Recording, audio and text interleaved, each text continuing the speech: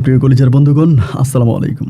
দূরে কাছে দেশে অথবা সে বাইরে থেকে বন্ধুরা ঠিক এই মুহূর্তে যে যেখান থেকে বাস্তব জীবনের গল্প শোনার জন্য আমার সাথে জয়েন করেছেন, আমি আপন। আর যে আপন জীবনের গল্পের 1260তম পর্বে আপনাকে প্রতিদিনের মতো স্বাগতম জানাচ্ছি। বন্ধুগণ, আজ আমি আপনাকে শোনাবো বান্দরবনের ছেলে নলেজ থাকবার জীবনের এক ভয়ঙ্কর রকম ভৌতিক বাস্তব জীবন কাহিনী। বন্ধুরা, আজকের গল্পের টাইটেল পাহাড়ের এক গুহায় সাপের রূপে 60 বছর বসবাস করে এক পরী। বান্দরবনের পাহাড়ের এক চূড়ায় 60 বছরেরও বেশি সময় ধরে বসবাস করে এক পরী। এই গল্পটা যিনি পাঠিয়েছেন তিনার নাম হচ্ছে নলেশ কুমার, এবং এই নলেশের জীবনে ঘটে যাওয়া এক ভয়ঙ্কর রকম বাস্তব জীবনের গল্প। আমাদের পর্যটক নগরী বান্দরবনের এই পাহাড় ঘেরা ছোট্ট গ্রামের এই চমৎকার ছোট্ট গল্পটা আমি আশা করব প্রত্যেকটা মানুষের হৃদয় স্পর্শ করবে। তাই সবাইকে অনুরোধ করব শুরু থেকে শেষ পর্যন্ত বান্দরবনের ছেলে নলেজ থাকমার জীবনের বাস্তব গল্পটা আপনারা প্রত্যেকে আমার মুখে শুনবেন, এবং গল্প শেষে নলেজ থাকমাকে আপনার মতো করে একটা মন্তব্য কমেন্ট বক্সে লিখবেন।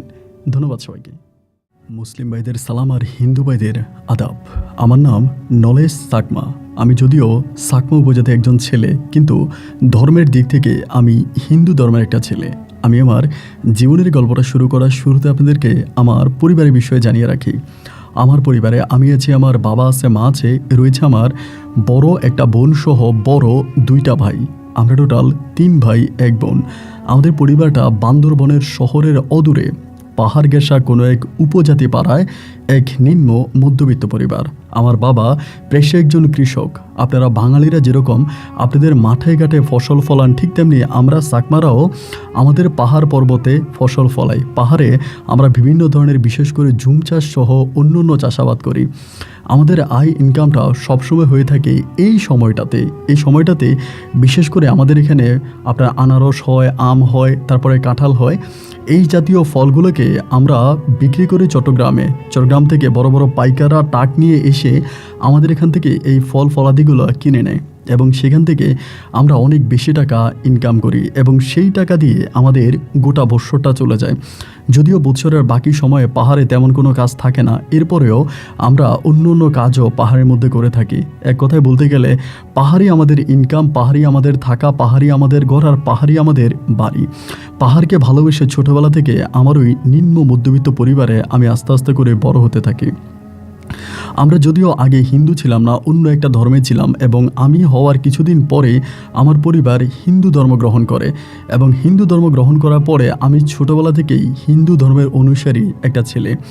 এমন করে আমি আমাদের পরিবারে আস্তে আস্তে করে বড় হচ্ছিলাম। আমাদের পরিবারে আমাদের এলাকাতে তেমন কোনো হিন্দু মন্দির নেই যেখানে গিয়ে আমাদের পূজা দেওয়া লাগতো বা পূজা দিতে হতো, যার জন্য আমাদের এলাকা থেকে বেশ দূরে, মানে আমাদের পাড়া থেকে বেশ দূরের একটা পাড়ায় গিয়ে ওইখানে গিয়ে আমরা পূজার কাজ করতাম, এবং এইভাবেই আমাদের জীবনগুলো কাটে। এরকম করে সময়গুলো কাটতে একটা পর্যায়ে আমি আস্তে আস্তে করে বড় হতে থাকি। বড় হবার পরে আমি মোটামুটি যখন বড় হই তখন থেকেই ঘটনাগুলো শুরু হয়।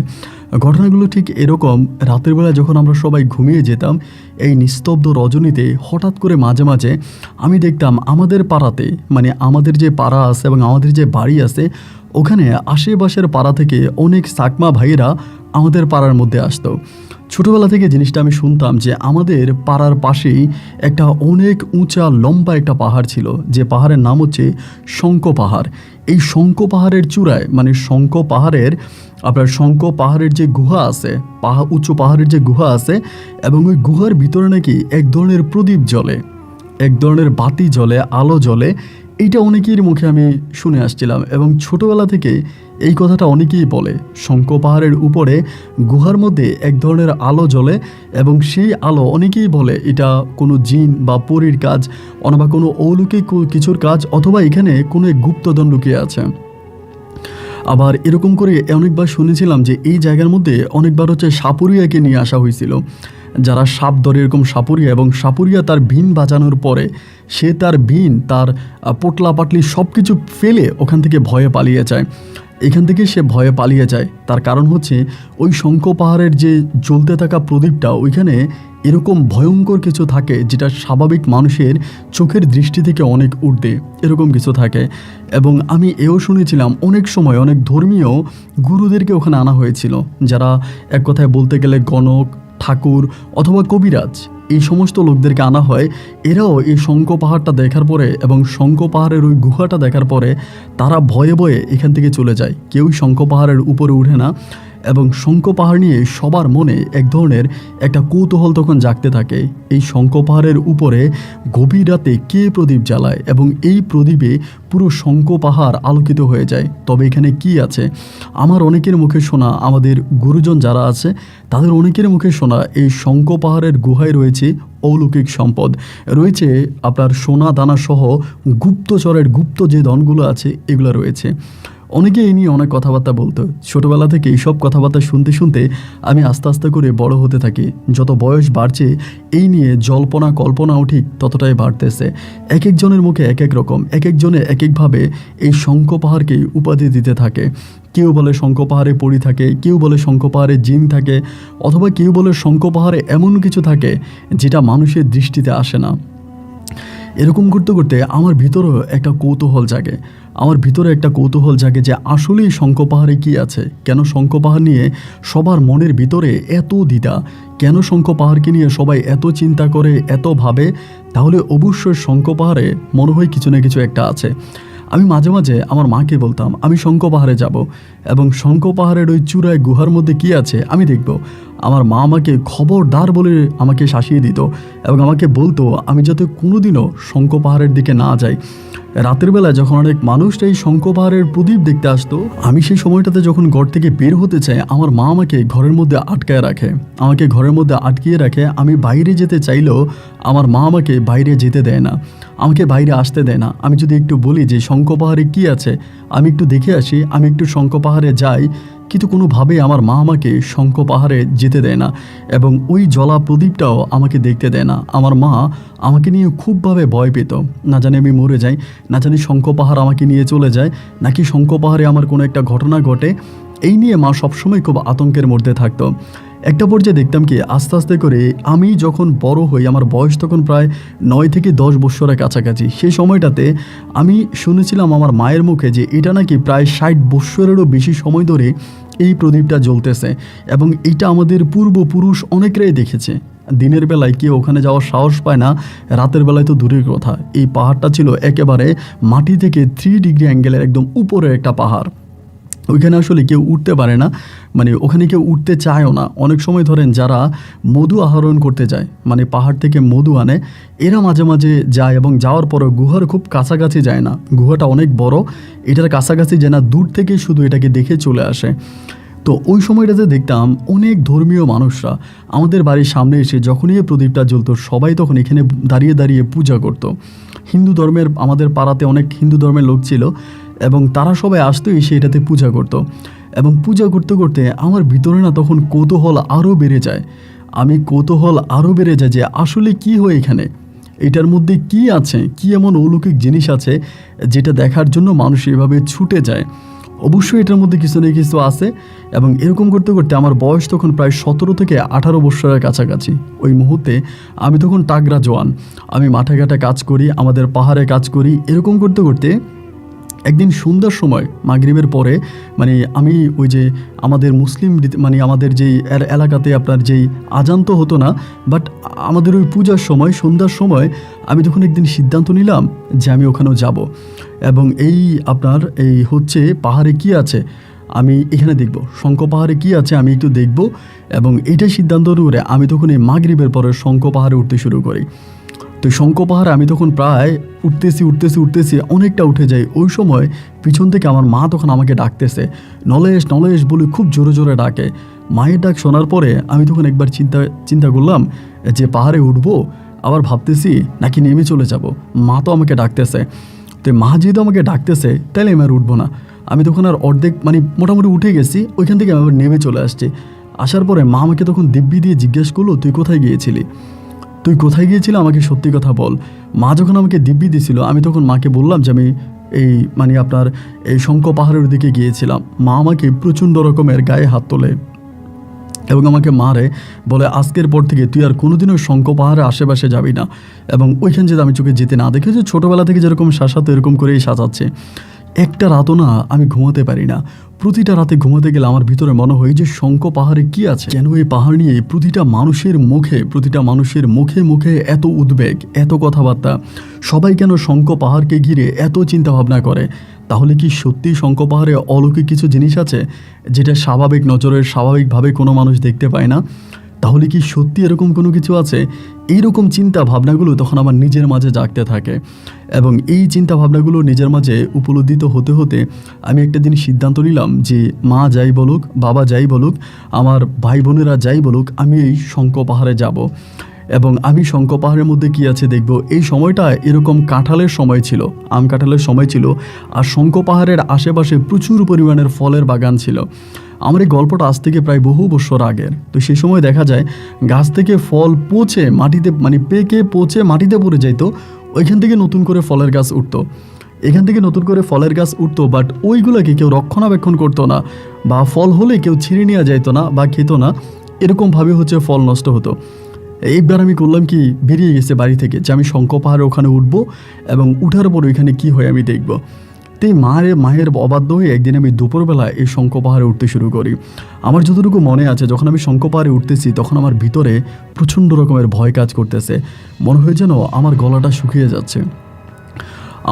শুকিয়ে যাচ্ছে, যে শঙ্খ পাহাড়ে কী আছে, কি হতে পারে, এরকম ভয় এবং ভয় ভীতিকে জয় করে আমি আস্তে আস্তে করে শঙ্খ পাহাড়ের উপরে উঠতে থাকি। এবং একটা পর্যায়ে আমি শঙ্খ পাহাড়ের ওই গুহাকে অতিক্রম করে পাহাড়ের একদম উঁচায় পৌঁছে যাই, একদম উপরে যখন আমি চলে যাই তখন প্রায় গোধূলি সন্ধ্যা, সূর্যটা ডুবে যাবে এরকম একটা মুহূর্তে আমি তখন চিন্তা করতেছি, আমি কি নিচে নেমে আবার পরিবারের কাছে ফিরে যাব, নাকি শঙ্খ পাহাড়ের ওখানে কি আছে আমি এটা দেখব। তা ওই দিন আমি কী করি, সারাটা রাত ওই পাহাড়ের চূড়ায় বসে থাকি, আমি সারাটা রাত ওখানে কাটাই, একা কাটাই। বাট গুহার দিকে যাওয়ার সাহস পাচ্ছিলাম না, যে গুহার মধ্যে কি হয় ওইটার দিকে যাওয়ার সাহস পাচ্ছিলাম না। এবং এর পরের দিনে, ওই দিন তো কেটে গেল, রাতটা কেটে গেল, পরের দিনে আমি দেখলাম যে আমাদের পরিবারের অনেকেই, আমাদের পাড়ার অনেকেই আমাকে খুঁজতে বেরিয়েছে, অনেকেই আমাকে ডাকতেছে, অনেকেই বিভিন্ন জায়গায় মশাল জ্বালাইতেছে, আমার খোঁজ খবর করতেছে। এর পরের দিন দুপুরে আমি ওই শঙ্খ পাহাড় থেকে নেমে আসি, এবং নেমে আসার পর আমার মা আমাকে প্রচণ্ড রকমের আবারও মারে, তুই কোথায় গিয়েছিলে, কোন জায়গায় গিয়েছিলে। আমি সেদিন আর শঙ্খ পাহাড়ের কথা বলি নাই, আমি বলছি আমি পিসির বাড়িতে বেড়াতে গিয়েছিলাম। তো ওই সময় তো আসলে মোবাইলের জামানা ছিল না যে মোবাইলে ফোন দিয়ে খোঁজ খবর নিতে পারবে, এরকম তো না।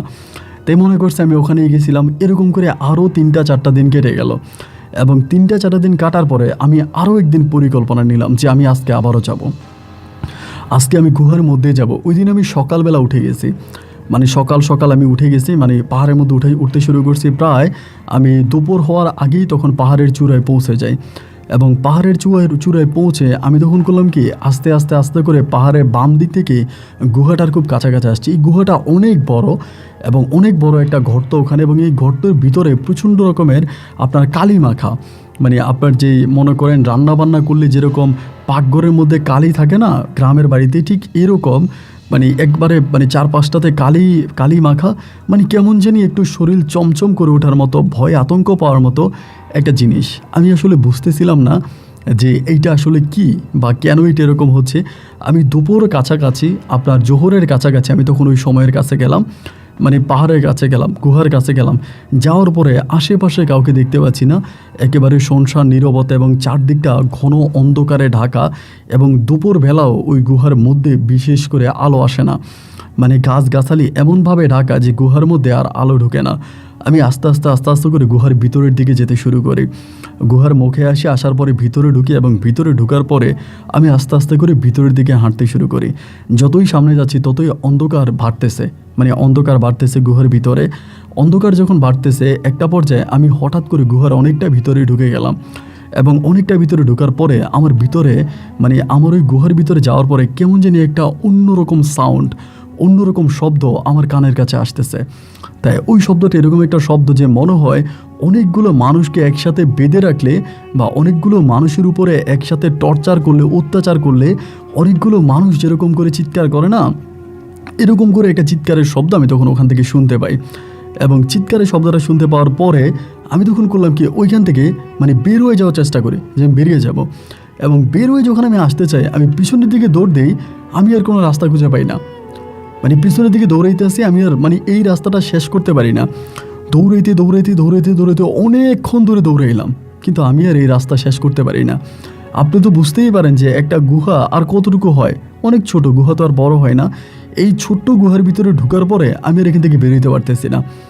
মানে ভিতরে তখন প্রচণ্ড ভয় ঢুকে যায়, মানে অনেকটা ভয় ঢুকে যায়, এবং ওই জায়গার মধ্যে আমি তখন জ্ঞান হারিয়ে ফেলি, মানে ভয়ে ভয়ে জ্ঞান হারিয়ে ফেলি। এবং জ্ঞান হারিয়ে ফেলার পরে অন্ধকার আলো এরকম একটা জায়গা, যে আধো আলো আধো অন্ধকার এরকম একটা মুহূর্তে আমার তখন ঘুম ভাঙে। মানে ঘুম ভাঙে বলতে আমার তখন জ্ঞান ফিরে আসে। তো জ্ঞান ফিরে আসার পরে আমার সাথে কিন্তু কোনো বাতি নাই, কোনো মোবাইল ফোন নাই, কোনো ইন্টারনেট নাই, মানে কোনো কিছু নেই। এই গুহার মধ্যে আমি তখন মানে আমার মানে যখন সেন্স আসে, আমার যখন মানে জ্ঞান ফিরে আসে, আসার পরে আমি দেখলাম কি আমার পাশে অনেকগুলো ফল রাখা। এবং ফলগুলো কীরকম করে রাখা জানেন? আমাদের পাড়ায় যেরকম মেহমান আসলে আমরা থালিতে করে ফল দিই, কাঁঠাল, এরপরে আম, এরপরে বিভিন্ন ধরনের ফল ওখানে রাখা। মানে আধো আলো আধো অন্ধকার এই ফলগুলো দেখা যাচ্ছে। আমারও না পেটে প্রচণ্ড খিদা ছিল, মানে অনেক খিদা, যেহেতু পাহাড়ে পর্বতে ঘুরতেছে, খানা পাই না। আমি তখন এই ফলগুলোই খেয়ে ফেললাম, ওখানে খেয়ে ফেলার পরে মোটামুটি শরীরে একটু শক্তি আসছে। আমি তখন এই গুহার অনেকগুলো রাস্তা দেখতে পাচ্ছি। মানে একটা গুহা থেকে বের হওয়ার তো একটাই রাস্তা, আমি তো একটা দিয়ে ঢুকেছিলাম, কিন্তু যখন বের হতে যাব তখন আমি অনেক দিকে রাস্তা দেখি, ডানের রাস্তা, বামের রাস্তা, সামনের রাস্তা, পিছনের রাস্তা। আমি একটা রাস্তা দিয়ে অনেক দূর পর্যন্ত যাই, যাওয়ার পর এখানে কোনো কিছু খুঁজে পাই না। আমি ওখান থেকে আবার ফিরে আসার পরে আমি আরেকটা রাস্তা দিয়ে দৌড়াই, ওই রাস্তাটা দিয়ে অনেকক্ষণ পর্যন্ত যাই। ওই রাস্তা দিয়ে যাওয়ার পর আমি কোনো রাস্তা খুঁজে পাই না। এরকম করে অনেকগুলো রাস্তা খোঁজার পর আমি খুব ক্লান্ত হয়ে যাই। ওখানে রাতও হয় না, দিনও হয় না, মানে এমন একটা, মানে আমি আপনাকে কীভাবে বুঝাবো, স্টুডিওর মধ্যে যেরকম বা অনেক ভিআইপি রেস্টুরেন্টগুলোতে যেরকম ডিম লাইট জ্বলে না, মানে ডিম বাতি জ্বলে না, যে আধো আলো আধো অন্ধকার, এরকম আধো আলো আধো অন্ধকারের মধ্যে তখন আমি এই গুহার ভিতরে ঘুরতেছি। মানে প্রচণ্ড ক্লান্ত হয়ে যায়। ক্লান্ত হয়ে যাওয়ার পরে আমি কী করি, এখানের মধ্যে আমি ঘুমিয়ে যাই। তখন আর ভয় কাজ করে না, ভয় তো আসেই, কিন্তু ওরকমভাবে আর কাজ করতেছে না যে ভয়ে আমি জমে যাচ্ছি, এরকম না। এই জায়গাটার মধ্যে তখন আমি আবার শুয়ে আছি, এবং শুয়ে আমার ঘুম চলে আসে। এবং ঘুম ভাঙার পরে আমি একইভাবে দেখতে পাই যে আমার পাশে খাবার রাখা। এই খাবারগুলো কারা দেয়, কোত্থেকে আসে এই গুহার মধ্যে, বা এত উঁচু, এই তো খাবার দেওয়ার কেউ কথা না। খাবার দেওয়ার পরে আমি খাবার খাই, আবার এখানে ঘুমিয়ে যাই। এভাবে কত দিন কেটে যায়, কত রাত কেটে যায়, তার কোনো হিসাব আমার কাছে নাই। বাট আমার কাছে যেটা মনে হয় যে প্রায় অনেক দিন রাত কেটে যায়। আমি অনেক দিন রাত পর্যন্ত এই গুহার মধ্যে বন্দি থাকি। এমন করতে করতে একদিন আমি শুয়ে আছি, ক্লান্ত শরীর নিয়ে শুয়ে আছি। এমতো অবস্থার ভিতরে আমি একটা সুর শুনতে পাচ্ছি, এবং সুরটা কীরকম জানেন? একেবারে বাঁশির যে সুরগুলো হয় না, বাঁশির সুরের মতো, খুব মানে একদম লো সাউন্ডে এরকম একটা বাঁশির সুর আমি শুনতে পাচ্ছি। তা বাঁশির সুরটা কোন দিক থেকে আসতেছে এটা আমি বুঝতে পারতেছি না, যেহেতু গুহার মধ্যে আমি অনেকগুলো রাস্তা পেলাম। একটা পর্যায়ে একটা সাইড থেকে আমি বুঝতে পারলাম যে এই সাইড দিয়েই বাঁশির সুরটা আসতেছে। আমি তখন এই সাইডের মধ্যে হাঁটতেছি অনেকটা সামনে গেলাম, এবং সামনে যাওয়ার পরে দেখলাম কি আপনার একটা মন্দিরের মতো, আমাদের যে কালিমা আছে, কালিমাকে সাজানো আমাদের যে মন্দির আছে, মন্দিরের মতোই, এবং মন্দিরের সামনে একটা লোক বসে আছে, একটা মেয়ে বসে আছে, ও বাঁশিটা বাজাচ্ছে খুব আস্তে আস্তে করে, মানে খুব লো সাউন্ডে বাঁশিটা বাজাচ্ছে। বিশ্বাস করেন ওই সময়ের অনুভূতি আমি আপনাকে বলে বোঝাতে পারবো না। এটা কোন জায়গা, মানে আমি তো একটা গুহার মধ্যে ঢুকেছিলাম, ছোট্ট একটা গুহা, কিন্তু এই গুহার মধ্যে এইরকম অবস্থা, গুহার ভিতরে, এটা তো কল্পনাও করা যায় না। এবং এই প্রথমে গুহার মধ্যে আমি একটা মেয়েকে দেখতে পেলাম। অনেকগুলো দিন ওখানে কেটে গেল, অনেকগুলো রাত কেটে গেল, অনেকগুলো সময় কেটে গেল, আমি কাউকেই দেখলাম না। অদৃশ্য কিছু একটা এসে আমাকে খাবার দেওয়া যাইতো, এবং আমি ওই খাবারটা খাইতাম। এবং খাবার খাওয়ার পরে যে এই গুহার মধ্যে এইরকম একটা মানুষ বা এরকম একজনকে আমি দেখতে পাচ্ছি, আমার ভিতরে কেমন যেন অনেক চাঞ্চল্য বেজে ওঠে। আশেপাশে কোনো মানুষ নেই, শুধু এই প্রতিভার সামনে বসে এই মেয়েটা বাঁশি বাজাচ্ছে। পরে আমার দিকে, আমি ওইখানে গিয়ে দাঁড়ানোর পরেই সে বাঁশি বাজানো বন্ধ করে, আমার দিকে তাকার পর আমি খুব সুন্দর করে নমস্কার বলি। বলার পর আমি বললাম, দিদি, মানে আমি আমাদের ওই বাসায় যে আছে, আমাদের যে সাকমা বাসায়, ওই বাসায় জিজ্ঞেস করলাম আপনি কে? পরে সে আমাকে বলে, তুমি কে? সে তার বাসা আমাকে জিজ্ঞেস করে। আমি বললাম, আমার নাম হচ্ছে নলেজ সাকমা, আমি তো এরকম ওই পাড়াতে থাকি, ওই পাড়া থেকে আমি এমনি এখানে আসছি। পরে আমাকে বলে, মানে ওই আমাদের যে কথোপকথনগুলো হচ্ছে এগুলো কিন্তু সাকমা ভাষায় কথা হচ্ছে, মানে বাঙালি কোনো ভাষায় না। পরে আমারে বলতেছে, তুমি এখানে আসছো কেন? আমাকে এটা বলে। আমি বলি আমাদের এই পাড়ার সবাই এই গুহার দিকে তাকিয়ে থাকে, এই গুহাকে নিয়ে সবার মাঝে অনেক জল্পনা কল্পনা, অনেকেই এই গুহাকে নিয়ে অনেক ধরনের মন্তব্য করে। তো আসলে এই গুহার মধ্যে কি আছে, কেন সবার মাঝে এই গুহাকে নিয়ে এত চাঞ্চল্য, এইটা দেখার জন্য আমি এই গুহাতে আসছি। মানে মূলত এই গুহার মধ্যে কি আছে আমি এটা দেখব। মেয়েটা তখন আমাকে বলতেছে যে তুমি কি দেখতে চাও, মানে কি দেখতে এসেছো। আমি বললাম যে আমি দেখতে এসেছি যে এই গুহার মধ্যে কারা থাকে, কারা বসবাস করে, এবং নিশিরাতে যেখানে ইলেকট্রিসিটি নাই, কোনো প্রদীপ নাই, ওখানে কেন প্রদীপের আলো বাইরে থেকে দেখা যায়, এটার কারণটা কি। মেয়েটা আমাকে বলে তুমি ভুল করেছো, তোমার এখানে আসা উচিত হয়নি, এটা বলে। আমি তখন বললাম তোমাদের ঘর কোথায়, তোমরা কোথায় থাকো। বলে আমরা এখানেই থাকি। এই কথা বলার পর আমি বললাম আমি কি তোমার সাথে একটু ভিতরে যেতে পারি, ওখানে আবার বাড়িঘরের মতো দেখা যাচ্ছে, মানে এটার সামনে এই পিছনেই হচ্ছে অনেকগুলো বাড়িঘর দেখা যাচ্ছে। বাড়িঘর বলতে আমাদের যে হিন্দু যে ধর্মীয় যে আপনার মন্দিরের পিছনে যে হিন্দুর প্রদীপটা থাকার জন্য, ঠাকুর মশাইরা থাকার জন্য যে ধরনের ঘরগুলো না, এরকম একটা ঘর। মানে আমি বুঝতে পারলাম যে আমি সিরিয়াসলি একটা মন্দিরে চলে আসছি, এটা একটা পুরোপুরিভাবে মন্দির। পরে ওখানে যাওয়ার পরে মেয়েটা আমাকে বলে আমি তো ভিতরে নিয়ে যেতে পারবো না, ভিতরে নেওয়ার আমার অনুমতি নাই, তুমি এখানেই থাকো, আমি তোমাকে ভিতরে নিতে পারবো না। তা আমি এই জায়গার মধ্যে বসে আছি, ওই জায়গাটার মধ্যে বসে আছি। আবার ওখানে কিন্তু সব কিছু আছে, আপনার মানে একটা টয়লেট আছে, তারপরে হচ্ছে পূজা স্থান আছে, পূজা মণ্ডপ আছে। মানে আমি বললে হয়তো অনেকে হাসবে বা অনেকে মনে করবে এটা কীভাবে সম্ভব, যেহেতু আমার সাথে ঘটেছে শুধু আমিই জানি, এবং এই বাস্তবতার প্রত্যক্ষ সাক্ষী হচ্ছে আমি এটা কাউকে বুঝাইতে পারবো না। তো আমি তখন এই জিনিসটাতে এখানে বসে আছি, এবং আসার পরে অনেকেই দেখতাম আসতো এখানে, বিভিন্ন ধরনের আমাদের ধর্মীয় অনেকজনে আসতো, এবং আসার পরে এখানে তারা পূজা দিত, পূজা দিয়ে চলে যেত। এবং পূজা মণ্ডপে আসার সময় তারা ফল ফ্রুট নিয়ে আসতো থালি করে, এগুলো এখানে রেখে চলে যেত। তা আমি ওই যে মানে আমাদের মায়ের সামনে যে খাবার দেওয়া হতো, ওই খাবারগুলো আমি খাইতাম, ওইখান থেকে খাবারগুলো নিতাম, খাবারগুলো খাইতাম, এরকম করে তখন আমার সময়গুলো কাটে। এখন কে এখানে, এটা কোন জায়গা, আমার তো মনে হয় না যেটা কোনো একটা গুহা। আমি যে গুহাতে আসছিলাম এইটা তো এই ধরনের কোনো গুহা আমার কাছে মনেই হয় না। আমার কাছে মনে হয় যে সত্যিকার অর্থে এটা এরকম কোনো একটা জায়গা, মানে এরকম কোনো একটা জায়গা, আমি গুহা থেকে অনেক দূরে কোথাও চলে আসছে, বা এইটা আমাদের পাহাড়ি কোনো বান্দরবান বা আমাদের পাহাড়ি কোনো এলাকা না, এটা অন্য কোনো এলাকা। আমার কাছে শিওর মনে হয় যেটা অন্য কোনো একটা এলাকা হবে। ওইখানে তখন বসে আছি, অনেকগুলো দিন কেটে যাচ্ছে, আবার ওখানেও একই রকম, দিন হয় না, রাত হয় না, এবং এক অন্যরকম আলো উপর থেকে পড়তেছে। এটা কোনো আমরা যেরকম লাইটিংয়ের আলো দেখি এরকম লাইটিংয়ের কোনো আলো না। পাহাড় থেকে মনে হয় পাহাড়ের যে পাথরগুলো আছে ওই পাথরগুলো মনে হয় জল করে, এই পাথরগুলো মনে হয় জল করে, এই পাথরগুলো মনে হয় জ্বলে। এবং এখানে অনেক দিন ধরে থাকার পরে ওই মেয়েটা তখন একটাবার আসছে। এখানে অনেকেই হয়তো বলবে আমি কোথায় পায়খানা প্রস্রাব কোথায় করি, এখানে সব কিছু আছে, কিন্তু একদম সবই আছে, এটা একটা সাজানো একটা মন্দির। এইখানে অনেক দিন থাকার পরে ওই মেয়েটা আবার আমার কাছে আসছে। ওই মেয়েটা আসার পর আমাকে বলতেছে যে তুমি যাওনি, আমাকে বলে। আমি বলি আমি কি করে যাব, আমি তো যেতে পারি না। বলে এখানে বেশি দিন থাকলে তুমি মারা পড়বা, তোমাকে মেরে ফেলা হবে, এখান থেকে চলে যাও। আবার মেয়েটার নাম বলছে, তার নাম হচ্ছে সুচিত্রা, মানে আমাকে বলো ওর নাম হচ্ছে সুচিত্রা। তো আমি বললাম যে আমি তো যেতে চাই, বাট আমি তো যেতে পারি না, আমি এখান থেকে চলে যেতে চাই। বলে এখান থেকে তোমাকে বিদায় করে আমি দিতে পারি, আমি তোমাকে বিদায় করে দিতে পারি, কিন্তু একটা শর্ত আছে। আমি বললাম শর্ত, কিসের শর্ত?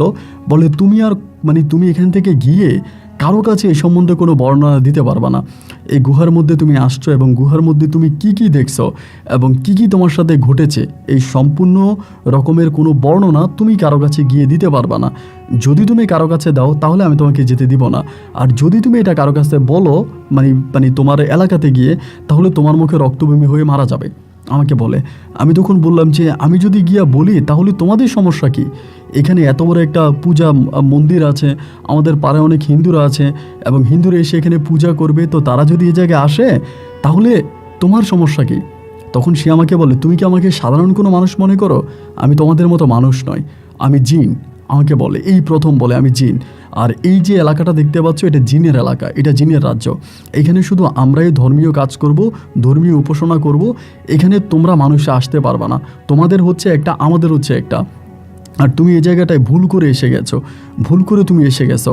আমি তখন বললাম আমি তো আসতাম না, এই গুহার মধ্যে অনেক আলো জ্বলে, প্রদীপ জ্বলে, এবং অনেকে এটা নিয়ে অনেক কথাবার্তা বলে। আমাদের এলাকাতে এই নিয়ে অনেক অনেক রকমের অনেক আছে, যার জন্য আমি এখানে আসছি। সে আমাকে বলে যাই হোক, এর কোনো বর্ণনা আমি তোমাকে দিতে পারবো না, তবে আমি তোমাকে এটাই বলবো, এখানকার কোনো বর্ণনা যদি তুমি কারো কাছে না দাও, আমি তোমাকে এখান থেকে বের হওয়ার রাস্তা বের করে দিব। আমি বললাম যে ঠিক আছে, আমি কারো কাছে বলবো না, আমি আমার মায়ের কাছে চলে যাব। এই গুহার বিষয়ে আমি কারো কাছে বলবো না, এই গুহাতে যে আমি আসছি বা এই সমস্ত কিছু আমি দেখেছি, এই সমস্ত কোনো বর্ণনা আমি কারো কাছে বলবো না। মেয়েটা আমাকে বলে ঠিক আছে তাহলে চলো। আমি তার সাথে হাঁটতেছি, তার মুখের দিকে তাকাইতেছি, নিচের দিকে তাকাইতেছি, এরকম করে হাঁটতে হাঁটতে হঠাৎ করে আমি দেখি কি, যেই গুহার মুখটা আমাদের নিচে থেকে দেখা যায়, আমাদের পাড়া থেকে যে গুহাটা দেখা যায়, ওই গুহার মুখের মধ্যে আমি চলে আসছি। হঠাৎ করে মনে হলো, পরে আমাকে বললো এদিক দিয়ে তুমি নেমে চলে যাও, যেভাবে আসছো এভাবে চলে যাও। আমি বললাম যে তখন কিন্তু আপনার মাগরিবের কাছাকাছি এরকম একটা অবস্থা, সুন্দর একটা ঘন অবস্থা, এরকম একটা অবস্থা। পরে আমি বললাম যে ঠিক আছে, আমি ওইখান থেকে কিন্তু আসতে চাই না, তারপরে যে সুন্দর হয়ে যাচ্ছে আমি যেতে চাই। আমি ওখান থেকে নেমে গেছি। নামতে ওই থেকে নামতে আমি 2-3 বার হচটকেও পড়ি, কিন্তু আমি আঘাত খাই, আমার পা ছিলে যায়, পা থেকে রক্ত বেরোয়। এরকম করে অনেক কষ্টের পরে আমি কোনোভাবে পাহাড়ের নিচে নেমে আসি। অনেক রাত আমি ঘরে আসি। ঘরে আসার পরে আমার মাকে তখন আমি ডাক দিলে পরে আমার মা, আমার ভাইয়েরা, বোনেরা, আমার পাড়ার যারা আছে তারা তো সবাই আমাকে দেখে চিৎকার করে, সবাই আমাকে আইসা জড়ায় ধরে, তুই কোত্থেকে আসছিস, কিভাবে এখানে আসলি, কে তোকে এখানে আনলো, অনেক ধরনের কথাবার্তা আমাকে সবাই বলতেছে। আমি কারো কাছ থেকে কোনো কিছু বলি না। আমি কি দেখছি বা কোথায় গিয়েছি, কোন জায়গায় ছিলাম, এই বিষয়ে কারো কাছে আমি একদমই কিছু বলি না, একদমই কোনো কিছু বলি না, এবং একদম আমি চুপচাপ আছি। আমার মা আমাকে বারবার জিজ্ঞেস করে তুই কোথায় গিয়েছিলি, তুই কোন জায়গায় গিয়েছিলি, কোত্থেকে ফিরে আসলি, আমাকে বারবার বলে। আমি কোনো কিছুই বলি না, এবং আমি আমার মতো করে ওখানে পড়ে আছি। আমি কোনো কিছু বলি না, আমার মতো করে ওখানে পড়ে আছি। তা আমারে বারবার জিজ্ঞেস করে। রাত কেটে গেল, সকাল হয়ে গেল, সবাই পূজা মণ্ডপে গেল পূজা দেওয়ার জন্য, বা আমার নামে তখন এখানে আপনার বলিদান করা হলো, আমাকে খোঁজার জন্য অনেক লোকজন ভাড়া করা হলো। এবং আমি বাড়িতে আসার পরে, আমার পাড়ায় আসার পরে আমি জানতে পারি আমি 7 মাস ধরে নাই। দেখেন, 7 মাস ধরে আমি নাই। এবং আমার কাছে মনে হলো যেন হয়তো আমার বড় জোরে 3 থেকে 4 দিন কেটেছে ওই গুহায়। আমার কাছে মনে হলো যে 3 থেকে 4 দিন আমি গুহার মধ্যে ছিলাম। কিন্তু পাড়ায় আসার পরে জানতে পারি, পাড়ার লোকেরা বলে 7 মাস ধরে আমি পাড়ায় ছিলাম না, এবং 7 মাস ধরে আমি নিখোঁজ ছিলাম। আব্বা আম্মা তো আমাকে পেয়ে খুব আনন্দিত, আমাকে জিজ্ঞেস করতেছে আমি কোথায় গিয়েছিলাম, কোন জায়গায় গিয়েছিলাম, এতদিন কোথায় ছিলাম, বারবার আমাকে এই ধরনের প্রশ্ন করে। আমি তাদেরকে এই প্রশ্নের কোনো সৎ উত্তর বা সঠিক ব্যাখ্যা দিতে পারি না, এবং দিনরাত মিলিয়ে খালি আমাদের ওই পাড়ায় বসে গুহার দিকে তাকিয়ে থাকি। এমন গুহা আছে, এবং কেন এই গুহার ভিতরে এরকম অলৌকিক ঘটনা ঘটে, গুহার ভিতরে কারা থাকে। আমার কাছে মনে হলো এই গুহাটার ভিতরেই একটা অন্যরকম পৃথিবী লুকিয়ে আছে। আমরা যেরকম একটা পৃথিবীতে বসবাস করি, এই গুহার মধ্যেই আরেকটা পৃথিবী আছে, এইটা হচ্ছে আরেকটা পৃথিবী। এইরকম আমার কাছে মনে হয়। দিন যত যায়, রাত যত যায়, আমি বারবার গুহার দিকে তাকিয়ে থাকি। খাওয়া দাওয়াও খুব সীমিত করি, চলাফেরাও সবার সাথে খুব কম করি। বেশিরভাগ সময় গুহার দিকে তাকিয়ে আমার সময়গুলো কাটতে থাকে। আমার মা আমাকে বারবার জিজ্ঞেস করে তুই গুহার দিকে এত তাকিয়ে আছিস কেন, ওইখানে তুই কি দেখিস। আমি তো আর মাকে বলতে পারি না, ওখানকার ব্যাখ্যা তো আর আমি দিতে পারি না, ওখানে কি দেখি না দেখি। এইভাবে অনেকগুলো মাস কেটে যায়, না পারি নিজের ভিতরের কথাগুলো কাউকে জানাতে, না পারি ভিতরের কথাগুলো কাউকে বলতে। এবং এমন একটা অবস্থা যে আমি শুধু চোখে দেখতেছি, কারোর কাছে বলি না। বলতে ভয় লাগে, যে বললে আমি রক্তবমি হয়ে মারা যাব, এই জন্য আমি কারো কাছে বলি না। এবং বেশ খানিকটা মাস পরে আমার ভিতরে আবারও জাগলো যে আমি ওখানে যাব। আবার মনের ভিতরে এটা জাগলো যে আমি ওখানে যাব, যদি মরে যাই তো ওখানে মরে যাব, ওখানে যদি মরে যাই তো মরে যাব। এটা নিয়ে আমার ভিতরে এত কৌতূহল কেন, এত কৌতূহল আমার মনের ভিতরে এটা নিয়ে জাগছে যে আসলেই গুহার ভিতরে কি হয়, এবং এই গুহার মূল ব্যাখ্যাটা কি, কেন এই গুহাতে মানুষজন থাকে, বা এই গুহা নিয়ে আমার ভিতরে প্রচণ্ড রকমের জল্পনা কল্পনা ভীষণভাবে তখন কাজ করতে শুরু করে। গুহার মধ্যে কি হয়, এবং গুহার মধ্যে আসলে অ্যাকচুয়ালি কি আছে, কেন এই গুহা নিয়ে সবার মাঝে এরকম কথোপকথন, এত কথাবার্তা কেন, কি কারণে, এই ব্যাখ্যাগুলো তখন আমাকে খুব পোড়াচ্ছিল বা কষ্ট দিচ্ছিল। ওই জায়গা থেকে আমি তখন পুনরায় আবারও এই গুহার মধ্যে যাওয়ার সিদ্ধান্ত নিলাম। এবং এরকম করতে করতে আমার মা বুঝতে পারছিল যে আমার সাথে কিছু একটা ঘটে যাচ্ছে, যেটা আমি কারোর সাথে শেয়ার করতে পারতেছি না, কাউকে বলতে পারতেছি না, এবং এই ঘটনা আমি নিজের মাঝেও রাখতে পারতেছি না। আমার ভিতরে আমি খুব কষ্ট পাচ্ছি। এটা যখনই মনে হচ্ছে ঠিক তখনই আমি মানসিকভাবে অনেকটা ভেঙে পড়েছি। যাই হোক, এইভাবে বেশ কয়েকদিন কাটার পরে আমি আরেক দিন সকালবেলা আমি ভগবানের উপরে ভরসা করে আমি আবারও এই গুহায় ওঠার জন্য প্রস্তুতি নিলাম। আমি আবারও এই শঙ্খ পাহাড়ে উঠবো এবং শঙ্খ পাহাড়ের গুহায় আমি যাব, এইখানে কি হয় আমি দেখব। আমি আবারও যাব এবং এবার গেলে আমি আর ফিরে আসবো না। এবার আমি পরিপূর্ণভাবে সিদ্ধান্ত নিলাম যে এবার যদি আমি গুহায় ঢুকতে পারি তো ওইখান থেকে আমি আর ফিরে আসবো না। একইভাবে সকালবেলা যেভাবে এর আগে যেভাবে গিয়েছিলাম, এইভাবে আমি তখন একে একে হাঁটতে শুরু করি গুহার পথে হাঁটতে শুরু করি। একটা সময় আমি পাহাড়ের কাছাকাছি চলে আসি, শঙ্খ পাহাড়, এবং এই পাহাড়ের উপরে আমি তখন উঠতেছিলাম। পাহাড়ের উপরে উঠতে পাহাড়ে একদম চূড়ায় উঠে গেলাম। ওইখান থেকে পাহাড়ের বাম দিক থেকে আমি আবার আস্তে আস্তে করে নেমে গুহার দিকে যাব, গুহার দিকে ঢুকবো। এবং গুহার মুখে আসছি পরে আমার ভিতরে খুব ভয় ঢুকতেছে, ভয় বুক কাঁপতেছে যে আদৌ যাবো কিনা, বা গেলে ফিরে আসতে পারবো কিনা। একবার তো আমি ফিরে আসছি, এবার ফিরে আসা যাবে কিনা, এরকম একটা ভয়ভীতি কাজ করে। এবং ভয়ভীতির পরে আমি তখন আস্তে আস্তে করে গুহার মধ্যে ঢুকে গেলাম। যা আছে কপালে ওই ভগবানের উপরে নাম নিয়ে আমি তখন আবার ঢুকে গেলাম। এবং গুহার ভিতরে ঢুকতে হঠাৎ করে ভাই, আমি ঢুকার পরেই হঠাৎ করে দেখলাম একটা ভয়ঙ্কর আকৃতির সাপ। এরকম একটা সাপ আমি আমার জীবনে দেখি নাই। এরকম ফোনা ধরে আমার এভাবে আমাকে খেয়ে ফেলার মতো একটা অবস্থা। আমি ওই জায়গার মধ্যে জ্ঞান হারিয়ে ফেলি। যখনই এটা আমাকে এরকম করে থাবা মারতে আসে, আমি তখনই জ্ঞান হারিয়ে ফেলি। এবং জ্ঞান হারিয়ে ফেলার পরে আমার তো আর কোনো কিছু খেয়াল নেই। আমার যখন জ্ঞান ফিরে আসে, আমি দেখি আমি গুহার ভিতরে একটা জায়গার মধ্যে, এবং আমার পাশে ওই যে সুচিত্রা পরীটা ওই মেয়েটা বসে আছে। আমার যখন জ্ঞান ফিরে আসে এবং সে খুব রাগান্বিত, খুব রাগ করে আছে, মনে হচ্ছে সে খুব ফোঁস করতেছে রাগে। আমি ওরে দেখলাম, দেখার পরে আমি নমস্কার বললাম। বলার পরে আমাকে বলে, তুমি এখানে কেন আসছো আবার? আমি বলি, তুমি তো আমাকে শর্ত দিয়েছো আমি যাতে এই ঘটনা কাউকে না বলি। দেখো, আমি আমার পাড়ায় গিয়েছিলাম, পাড়ার সবার সাথে আমি উঠেছি, বসেছি, সবার সাথে কথা বলেছি, কিন্তু ক্ষণাক্ষরেও না আমি কারো কাছে তোমাদের বিষয়ে কোনো কিছু বলি নাই। তোমাদের এই গুহার ভিতরে মন্দির আছে, তোমাদের গুহার ভিতরে তোমরা থাকো, এই বিষয়ে আমি কারো কাছেই কোনো কিছু বলি নাই। ও আমাকে বলে, দেখো, পৃথিবী আমাদের কাছে আসা বা আমাদের এই জগতে আসার এটার একটা রাস্তা। এই গুহার মাধ্যমে আমরা আমাদের এখানে আসি এবং আমাদের এখান থেকে মাঝে মাঝে কোনো কারণে আমরা তোমাদের ওখানে যাই। এই রাস্তা দিয়ে আমাদের যাতায়াত করতে হয়, এবং এই রাস্তার খবর বা এই রাস্তার ঘটনা যদি তোমরা জেনে যাও বা তোমাদের পাড়ার কোনো মানুষরা জানে, তাহলে আমাদের যাতায়াতে ব্যাঘাত ঘটবে, আমাদের রাস্তা নষ্ট হয়ে যাবে। এই জন্য এই ঘটনা আমি তোমাকে বলতে মানা করেছিলাম, কিন্তু তুমি এরপরও এত বড় দুঃসাহস তোমার কিভাবে হলো? তুমি আবারও এই গুহায় কেন আসলা? আমি বললাম, দেখো, আমার ভিতরে এটা নিয়ে অনেক কৌতূহল জাগে যে তোমরা এখানে কতজন থাকো, তোমরা এখানে কি করো। আমার না তোমাদের সাথে থাকতে ইচ্ছে করে, আমি এখান থেকে যাব না। ও আমাকে বলে, তুমি এখানে থাকতে পারবা না, এখানে তোমাকে রাখা যাবে না, এখান থেকে তোমাকে চলে যেতে হবে, এটা তোমাদের এলাকা না। আমি বললাম, আমি এখান থেকে যাব না। তোমার যদি আমাকে মেরে ফেলতে ইচ্ছা হয়, আমাকে এখানে মেরে ফেলো, আমি এখানে মরে যাব, কিন্তু আমি এখান থেকে যাব না। ও আমাকে অনেক বুঝায়, এবং সে আমাকে যতই বুঝায় আমি তার কোনো বুঝে নিচ্ছি না, তার কোনো বুঝ নেই না। এবং না নেওয়ার পরে আমি ওখানে থেকেই গেলাম, ওই জায়গাটার মধ্যে আমি থেকেই গেলাম। 1 দিন 2 দিন 3 দিন করে সময়গুলো কাটতেছে, এবং ও আমাকে ওখানে একটা ওদের যেই ভারীর মতো আছে একটা ঘরের মধ্যে আমাকে ওখানে রাখলো, কিন্তু আমার সাথে খারাপ ব্যবহার করে না। আমাকে খাবার দেয়, আমি খাবার খাই, এবং ওর সাথে আমার দেখা হয়, কথা হয়। ও আসে, মাঝে মাঝে আসে, আমি ওইটার মধ্যেই থাকি। ওখানে দিনও হয় না, রাতও হয় না, এমন একটা অবস্থা। বেশ কয়েকদিন ওখানে থাকার পরে একজন মুরব্বী আমার কাছে তখন আসলো। মুরব্বী বলতে আমাদের ধর্মীয় একজন ঠাকুর বা এই টাইপের কিছু উনি আসছে এখানে। আসার পরে এই মেয়েটাই তাকে নিয়ে আসছে, সুচিত্রাই তাকে নিয়ে আসছে।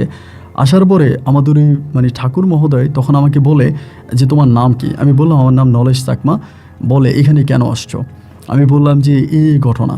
পরে তিনি বলে, তুমি এখান থেকে চলে যাও, আজকের পর থেকে তোমাদের পাড়ার কেউ আর ওখানে আলো দেখবে না। গুহার মুখে তোমরা যে আলোটা দেখতে পাও, এই আলোটা কেউ আর দেখবে না, এবং তুমি এখান থেকে চলে যাও, তুমি এখানে আর কখনোই আসবা না। তুমি এখানে কেন আসছো? আমাকে এই কথা আবার যখন জিজ্ঞেস করে, আমি তখন ওনার কাছে একটা কথা বলে ফেলি, এরকম যে এটা হঠাৎ করে আমার মুখ থেকে বেরিয়ে যায়। এমন না যে আমি এটা পরিকল্পিতভাবে বলি, এটা বলার জন্য পরিকল্পনা করে আসছি, এরকম না, হঠাৎ করে মুখ ফসকে আমার বেরিয়ে যায়। আমি ওনাকে বলি, আমি এখানে আসছি হচ্ছে পূজা দেওয়ার জন্য, এরকম করে বলি, এখানে একটা মন্দির আছে, মন্দিরে পূজা দিতে আসছি। পরে আমাকে বলে, কেন তোমাদের পাড়ায় মন্দির নেই?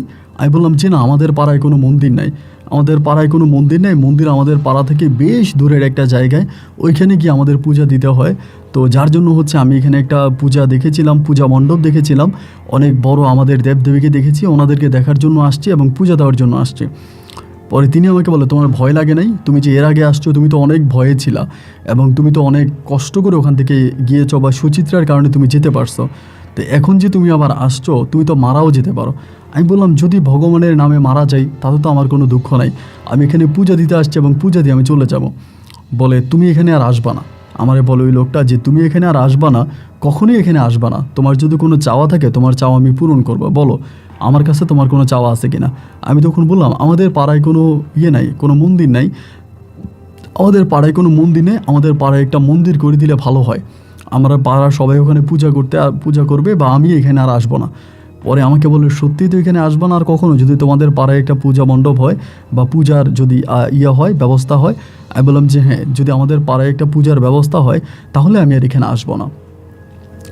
বলার পরে তিনি আমাকে বললো ঠিক আছে, সুচিত্রা তোমাকে এখন দিয়ে আসবে, তুমি এখান থেকে চলে যাবা এবং সুচিত্রা তোমাকে কিছু জিনিস দিবে, এই জিনিসগুলো সাথে করে তুমি নিবা, নিয়ে ওখানে তুমি পূজার তোমাদের যে মন্দিরের ব্যবস্থা করবা, কিন্তু এরপরে আর কখনো কোনো দিন আমাদের এখানে আসবা না।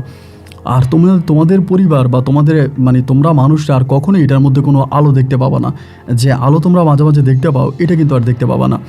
আমি বললাম যে আচ্ছা ঠিক আছে। এই বলার পরে এই মেয়েটা আমার হাতে একটা ব্যাগের মতো দিল, যে আপনার আমাদের যে বাজারের ব্যাগ হয় না ওরকম ব্যাগের মতো একটা জিনিস দিল। দেওয়ার পরে আমাকে বললো এটা নিয়ে তুমি যাও এবং এইখানে কিছু টাকা আছে, কিছু অর্থ আছে, এটা দিয়ে তুমি তোমাদের এলাকাতে একটা মন্দির বানাবা, এটা আমাদের ঠাকুর মহোদয় তোমাকে দিয়েছে। তো ব্যাগটা আমি আর খুলে দেখি না ব্যাগের মধ্যে কী আছে, এই ব্যাগটা আমাকে দেয়, দিয়ে আবার আমার ওই গেটের মধ্যে আমাকে আবারও এনে দেয়। গেটের মধ্যে এনে দেওয়ার পরে আমি ওই আপনার গুহার মুখ থেকে আমি আবারও বের হই ব্যাগটা নিয়ে খুব কষ্ট করে, এবং নিচে আসার পরে তখন আমি যখন নিচে আসি তখন কিন্তু আপনার প্রায় দুপুরের ঘনাঘন ওরকম একটা সময়। নিচে আসার পরে আমি তখন ব্যাগের মুখটা খুলি এবং খোলার পরে এখানে আমি ফ্রেশ টাকা দেখতে পাই, আমরা যে টাকাগুলো ব্যবহার করি ওই রকমই টাকা, এবং অনেকগুলো টাকা, ওখানে অনেক টাকা, কোনো গয়নাগাটি না, কোনো কিছুই না, অনেকগুলো টাকা। এবং এই টাকাগুলো নিয়ে আমি তখন আস্তে আস্তে করে আমাদের পাড়াতে যাই। তো পাড়াতে গিয়ে আমার মা আমাকে এর মাঝে আমি আবার 2 দিন নাকি ছিলাম না, 2-3 দিন বাড়িতে ছিলাম না। আমার মা আমাকে আবারও গালাগালি করে, তুই কয়েকদিন পর পর কোথায় চলে যাস, কোথায় উধাও হয়ে যাস, তোরে আমরা খুঁজে পাই না, তুই কোথায় থাকিস, অনেক কথা মা আমাকে বলে। আমি বললাম যেখানেই ছিলাম, আমাকে নিয়ে এত টেনশন করতে হবে না, আমি মরবো না, আমি বেঁচে থাকবো, তোমরা আমাকে নিয়ে এত চিন্তা করো না, আমাকে নিয়ে তোমরা এত টেনশন করো না। আমার মা আমাকে বলে টেনশন তো হবেই, টেনশন হবে না, হঠাৎ করে কোনো খোঁজ নাই, খবর নাই, হঠাৎ করে কোথাও পাত্তা নাই, কোথায় চলে যাস, তোরে খুঁজে পাওয়া যায় না, এরকম করে বকাবাধ্য করতেছে। এই টাকাগুলো ঘরের মধ্যে অনেক দিন ধরে আমি রেখে দিয়েছি, তাও আমি ওই পূজার ওখানে বসে আছিলাম। এখানে কিন্তু একটা বিষয়, আমি ওই জায়গাটা থেকে গুহা থেকে বেরিয়ে আসার পরে এরপর থেকে আর কোনোদিন ওই গুহার মুখে কোনো আলো জ্বলে নাই। এরপর থেকে এই গুহার মুখে কেউ কখনো কোনো আলো দেখে নাই। সবার মনে কিন্তু তখন প্রশ্ন জাগতো যে গুহার মুখে আলো জ্বলে না কেন? আগে তো গুহার মুখে আলো দেখা যাইতো এবং এই আলোতে সব কিছু সবাই এখানে দাঁড়িয়ে পূজা করতো, এখন আর গুহার মুখে আলো দেখা যায় না। অনেকেই বলে কেন দেখা যায় না, কিন্তু কেন দেখা যায় না এটা তো শুধুমাত্র আমি জানতাম, এইটা তো আর কেউ জানতো না। এরকম করে তখন সময়গুলো কাটতে ওই গুহার মুখ থেকে আর কোনো কিছু দেখা যায় না। তো যেই টাকাগুলো দিল কিছুদিন পরে হঠাৎ করে আমার মা আমার ঘরের মধ্যে ঢুকে এই টাকাগুলো দেখে ফেললো। আমার মা টাকাগুলো দেখার পরে মা আমারে বললো এগুলো কোত্থেকে আসছে। মা অজ্ঞান হয়ে যাওয়ার মতো অবস্থা, এতগুলো টাকা একসাথে দেখলে তো স্বাভাবিক মানুষ এরকমই হবে। আমরা তো আসলে অত বড় লোক না যে সবসময় আমাদের ঘরে লক্ষ লক্ষ টাকা পড়ে থাকে, এরকম তো না। তা হঠাৎ করে এতগুলো টাকা একসাথে দেখার পরে আমার মা তখন আমাকে বলতেছে যে এই টাকাগুলো কোত্থেকে আসলো আমাকে বলে। যখন ধরা পড়ে আমি বললাম মা এই টাকাগুলো একজন আমাকে দিয়েছে একটা মন্দির বানানোর জন্য, আমাদের পাড়াতে তো কোনো মন্দির নাই, একটা মন্দির নির্মাণ করার জন্য একজন লোক আমাকে দিয়েছে। মা আমাকে বলে তোকে কে দিয়েছে, এই টাকা তোকে কে দিয়েছে, তুই আমাকে সত্যি করে বল। আমি বললাম যেই দেখ আমাকে দিয়েছে এবং আমি এটা রেখেছি, তুমি এটা নিয়ে কোনো কথা বলো না। মা আমাকে বলে না এটা নিয়ে কথা বলতে হবে, আর যদি মন্দির বানানোর জন্য দেয় তাহলে মন্দির বানাচ্ছিস না কেন? মায়ের সাথে কথা বলি সেদিন আমি আমাদের পাড়ায় পাহাড়ের নিচে একটা মন্দির বানানোর সিদ্ধান্ত নিলাম। আমি তো তখন অনেক বড় টাগরা জোয়ান, সবার সাথে আলাপ আলোচনা করি, সবাই তখন আমার কাজে আমাকে সাড়া দিল, যারা হিন্দু ধর্মের যারা আছে আমার পাড়ায়। তো সবাই মিলে তখন এই মন্দির নির্মাণের কাজ শুরু করলাম। এবং এটা দিয়ে আমরা মন্দিরের যে জিনিসপত্রগুলো লাগলো এগুলো বান্দরবান শহর থেকে কিনে আনলাম এবং কিনে এনে আমরা ওখানে একটা মন্দির নির্মাণ করলাম। অল্প সময়ের মধ্যে আমাদের মন্দিরের কাজ সম্পূর্ণ হয়ে গেল এবং সম্পূর্ণ হয়ে যাওয়ার পরে সব সময় এই মন্দিরে পূজা দিতাম। তো সবাই তো মন্দিরে বসে অনেক কিছু চাইতো ভগবানের কাছে, সবার একটা প্রার্থনা। আমার প্রার্থনা একটাই ছিল, আমি যাতে সুচিত্রাকে একবার দেখতে পাই। সুচিত্রার সাথে আমার একটা দেখা হয়, ওকে বারবার ওকে আমি মিস করতাম যে ওর সাথে যদি আমার একটা বার দেখা হয়। ওই পাহাড়ের চূড়ায়, ওই পাহাড়ের আর কখনো কিন্তু কেউ প্রদীপ দেখতে পায় নাই, আলো দেখতে পায় নাই। আমার কাছে মনে হয় ওই পথটাই বন্ধ হয়ে গেছে, ওইখানে মনে হয় আর কেউ যায় না, আমি নিজে আর যাই নাই কখনো। এভাবে বেশ কয়েকদিন পরে একদিন হঠাৎ করে আমি রাতের বেলায় সুচিত্রাকে স্বপ্নে দেখি। স্বপ্নে সে আমাকে এসে বলে, তুমি কেন ভগবানের কাছে বারবার আমাকে প্রার্থনা করো, আমাকে তুমি কেন চাও? আমি তখন স্বপ্নেই তার উত্তর দিলাম যে আমি তোমার সাথে একটাবার দেখা করতে চাই, তোমার সাথে আমার কথা বলতে ইচ্ছে করে। তো ও আমাকে বলে, কেন, কি কথা বলবা, এভাবেই বলো। আমি বললাম, না এভাবেই তো বলতে পারবো না, আমি তোমার সাথে একটাবার দেখা করতে চাই। তুমি যদি আমার সাথে দেখা করো তাহলে ভালো, আর যদি দেখা করতে রাজি না হও তাহলে আমি তোমাদের ওই গুহার মধ্যে আবারও যাব। ও তখন আমাকে বলে, তুমি আর গুহার মধ্যে ঢুকে কোনো কিছু পাবা না, আমরা এই পথটা বন্ধ করে দিয়েছি। ও আমাকে বলে, আমরা এই পথটা বন্ধ করে দিয়েছি, এরপর থেকে এই পথ দিয়ে তুমি আর আসতে পারবা না। আমি তখন বললাম, আমি তোমার সাথে একবার দেখা করতে চাই। 2-3 বার বলার পরে ও তখন বললো, উঠো। উঠো বলার পরে আমার তখন ঘুমটা ভেঙে গেল, এবং ঘুমটা ভেঙে যাওয়ার পরে আমি আমার যে ঘরের মধ্যে ছিলাম তার বাইরে থেকে শুনতেছি এই সুচিত্রার কণ্ঠে আমাকে ডাকে, বেরিয়ে আসো। 2টা ডাক দেওয়ার পরে আমি তখন ঘর থেকে বেরোয়ার পর আমি দেখেও দাঁড়ায় আছে আমাদের মন্দিরের পাশে একটা জায়গায়, এবং বলে, ও দেখে খুব আনন্দিত, আমাকে বলে, তুই খুব সুন্দর করে মন্দির বানিয়েছ, তুমি তো টাকাগুলো কাজে লাগিয়েছ। তো এরপরে তার পাশে আমি বসে অনেকক্ষণ ধরে আমি তার সাথে গল্প করি, কথা বলি, এবং তাদের পৃথিবী, তাদের জগৎ, তাদের দুনিয়ার সম্বন্ধে আমি অনেক কিছু জানতে পারি। এবং তারাও আমাদের মতোই স্বাভাবিক জীবনযাপন করে, যদিও তারা জিন জাতি, আমরা মানুষ জাতি, তারা আমাদের কাছ থেকে দূরে থাকে, কিন্তু তারা অনেক ভালো। সুচিত্রার বংশের মানুষ সবাই অনেক ভালো এবং সবাই অত্যাধিক ভালো। ওর সাথে আমার খুব কথা হয়। এরকম করে মাঝে মাঝে ও আসতো, মন্দিরের পাশে আসতো, আমার সাথে ওর একটা ভালো সম্পর্ক তখন তৈরি হয়ে যায়। আগে তো ওকে আমার ডেকে আনা লাগতো, বলা লাগতো, কিন্তু ও এমনিতেই সবসময় আসতো, এসে গল্প করতো, কথা বলতো। এবং এইভাবেই যে আমি প্রতিনিয়ত তার পাশে বসে তার সাথে গল্প করতাম, কথা বলতাম, আড্ডাবাজি করতাম। এরকম করতে করতে আমাদের পাড়ার অনেকেই তখন বিষয়টা সন্দেহ করে যে আমার সাথে অলৌকিক কোনো কিছু আছে, এবং যেটার দ্বারা আমি মাঝে মাঝে এটার সাথে কথা বলি, এটার সাথে আমার একটা সম্পর্ক, এরকম অনেকে অনেক কিছু বুঝতে পারে। তো আমার মাও তখন মনে করে মেবি আমাকে জিনেতে ধরেছে বা জিন পরিতে আমাকে ধরছে, এটা মনে করে মা তখন আমাদের ধর্মীয় অনুযায়ী আমাকে বিয়ে করার জন্য চাপ দেয়। আমার বয়স তখন প্রায় 23 বছরের কাছাকাছি, 23 থেকে 24 হবে আনুমানিক। ওই বয়স আমাকে তখন বিয়ের জন্য চাপ দেয়। আমি বললাম যে না, আমি তো এই মুহূর্তে বিয়ে করব না, আমার বিয়ে করার কোনো ইচ্ছা নাই, আমি বিয়ে করব না। না, আমার মায়ের কথা হচ্ছে বিয়ে করতেই হবে, বিয়ে করতেই হবে, এভাবে থাকা যাবে না, বিয়ে করা লাগবে। যখন আমাকে আম্মা প্রেশার দিল, বিয়ে করার কথা বলল, আমি তখন বললাম যে ঠিক আছে, আমি বিয়ে করব। মাকে আমি তখন সম্মতি জানালাম যে ঠিক আছে, আমি বিয়ে করব। এরপরে মা আমাকে বলল যে ঠিক আছে, যদি বিয়ে করিস তাহলে ভালো মেয়ে দেখ। মেয়ে দেখতে শুরু হলো। এর কিছুদিন পরেই এই সুচিত্রা আমাকে হঠাৎ করে বিয়ে করতে মানা করলো। এই পরীটা বা জিনটা ও আমাকে বিয়ে করতে মানা করলো, কেন জানি না, ও আমাকে মানা করলো, আমি জানি না। ও মানা করার পরে আমি তখন আমার মাকে হঠাৎ করে জানিয়ে দিলাম যে না, আমি বিয়ে করব না, আমি এই মুহূর্তে বিয়ে করব না, আমার সময় লাগবে। এবং বিয়ে করব না বলাতে আমার মা প্রচণ্ড রকমের ক্ষেপে যায় আমার উপরে। কেন বিয়ে করবা না, কী কারণে বিয়ে করবি না, খুবভাবে রাগারাগি করে। আমি বললাম যে না, আমি বিয়ে করব না। এই নিয়ে তখন আম্মার ভিতরে সন্দেহ জাগে যে কোনো জিন পরির সাথে আমার সম্পর্ক, এই কারণে আমি বিয়ে করব না। আবারও মা আগের মতো ঝামেলা, হাঙ্গামা এরকম করে শুরু করে আমার সাথে।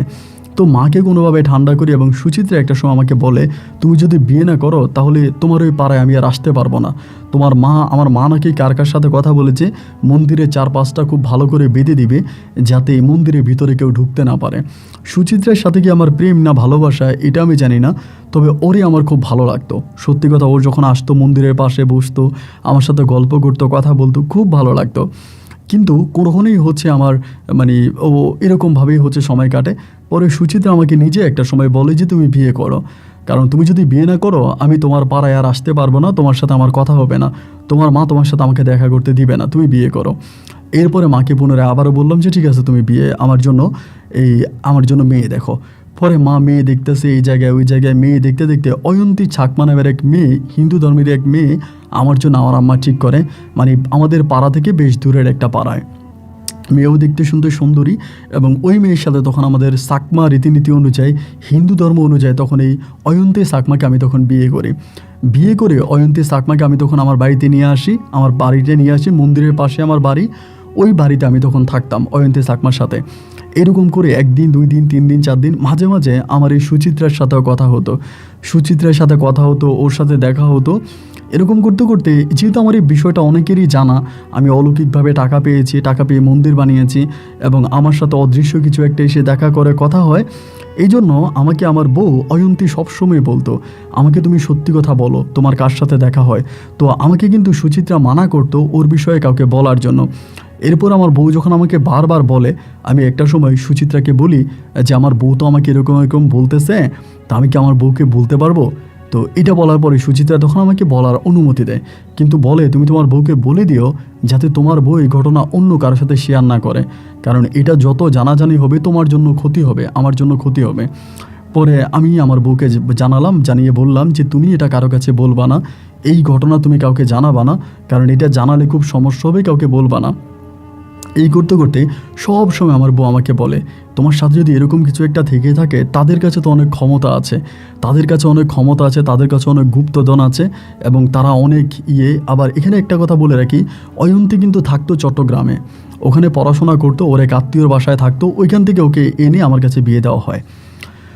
তো বলে তুমি ওকে বলো তোমাকে কিছু একটা জিনিস দেওয়ার জন্য। আমার বউ আমাকে সবসময় বলে, তুমি সুচিত্রা পরীটাকে বলো, যেহেতু তোমাকে একবার অনেকগুলো টাকা দিয়েছে, ওই টাকা দিয়ে তুমি মন্দির বানিয়েছো, মন্দির নির্মাণ করেছো, এখন যদি তুমি সুচিত্রার কাছে অন্য কিছু চাও তাও তোমাকে দিবে, তুমি ওকে বলো তোমাকে অন্য কিছু দেওয়ার জন্য। আমি তখন বললাম যে অন্য কিছু কী চাইবো, মানে আমার তো কোনো কিছুর প্রয়োজন নাই, আমি মন্দির থেকে যে পরিমাণের সম্মাননা পেয়ে থাকি বা মন্দির চালাই, ওই দিয়ে তো আমার পরিবার ভালোই চলে, আমার তো আদার্স কোনো কিছুর প্রয়োজন নাই, আমি আর অর্থ সম্পদ এসব দিয়ে কি করব। অয়ন্তী আমাকে বলে, না তুমি, আমাদের অনেক কিছু প্রয়োজন আছে, আমাদের ভবিষ্যৎ আছে, আমরা চট্টগ্রাম শহরে কিছু একটা করব, তুমি তোমার ওই সুচিত্রাকে বলো তোমাকে কিছু একটা দেওয়ার জন্য, সব সময় আমাকে এটা বলে। তো যখনই সুচিত্রার সাথে আমার দেখা হয়, কথা হয়, বা ওভাবে আমি তখন সুচিত্রাকে বলি, আমার বউ আমাকে সবসময় বলে তুমি আমাকে কিছু একটা জিনিস দেওয়ার জন্য। তো সুচিত্রা আমাকে বলে, আমি যদি তোমাকে কোনো কিছু দেই তাহলে এটা তোমার জন্য অনেক ক্ষতির কারণ হয়ে যাবে, এটা তোমার জন্য অনেক ক্ষতি হবে, তুমি আর কখনো কোনো দিন আমার কাছ থেকে এই জিনিসটা নিলে তুমি অনেক বিপদে পড়বা, তোমার অনেক ক্ষতি হবে, আমাকে বলে। আমি বললাম, আমার যত বিপদ হোক, আমার যত ক্ষতি হোক, আমি চাই যে তুমি আমাকে কিছু দাও। আমার বউকে আমি তো খুব ভালোবাসি, ওই সময় অয়ন্তীকে অনেক ভালোবাসি, এক কথায় বলতে গেলে অয়ন্তী আমার দেহের মানে অক্সিজেন, এমন একটা অবস্থা। তা অয়ন্তের কোনো কথা তো আমি ফেলবো না, আমি বারবার বলি যে সুচিত্রা আমারই কিছু একটা দাও। সুচিত্রা আমাকে বলে, আমি তোমাকে যদি কিছু একটা দিই এটা তোমার জন্য ক্ষতির কারণ হবে, এটা তোমার জন্য ভালো হবে না, এটা তোমার জন্য ক্ষতি হবে, তুমি আমার কাছে কোনো কিছু চেয়েও না। আমি বললাম, না অয়ন্তী, তুমি এই সুচিত্রা তুমি আমাকে কিছু দাও। আমার বউ আমাকে সব সময় বলে তোমাদের কাছে অনেক ক্ষমতা, তোমাদের অনেক কিছু আছে, তা তুমি আমাকে কিছু একটা দাও।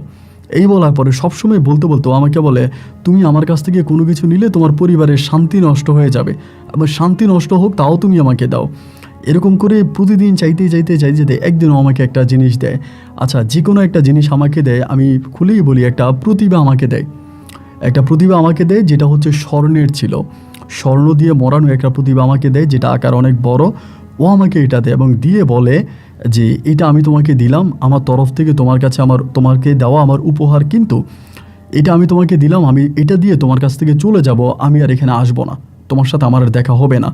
তা আমি বললাম, কেন দেখা হবে না? ও আমাকে বলে, এরপরে যদি আমি এখানে বারবার আসি তোমার চাহিদা বাড়তে থাকবে, তোমাদের চাহিদা বাড়বে, এবং আমি যে তোমার সাথে দেখা করি বা কথা বলি, তোমার কাছে আসি, এইটাতে আমাদের যারা আছে, আমাদের জাতির যারা আছে, তারা অনেক রাগ করে, বিশেষ করে আমার পরিবারের মানুষরা।